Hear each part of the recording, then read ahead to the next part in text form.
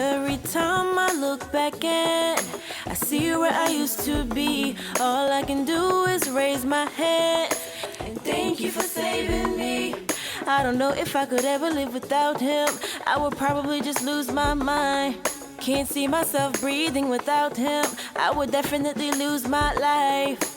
That's why I can honestly sing praises to my King.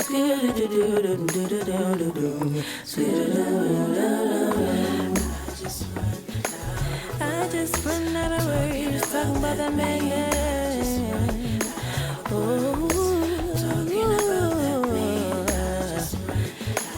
Jesus Christ, that's who I'm talking about.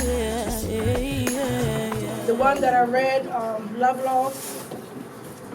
Losing a loved one is really hard, and then I guess, where do I go from here?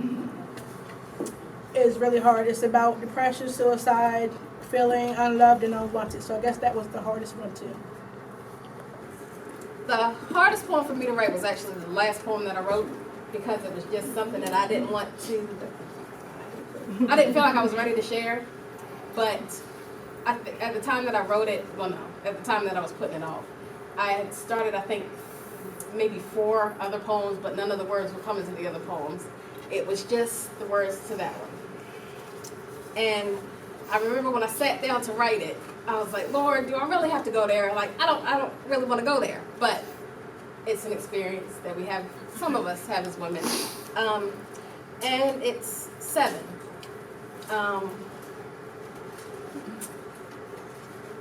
Before my boys came, my twins came, I don't know if you all know that I have twins, there was another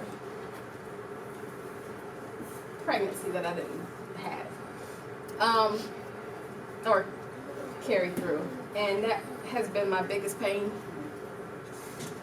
And I always kept it to myself, but I know that there are other women who feel that same pain, feel that same burden of,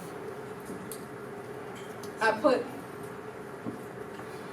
my priorities and the things that were going on in my life ahead of what may have been God's will for my life at that time.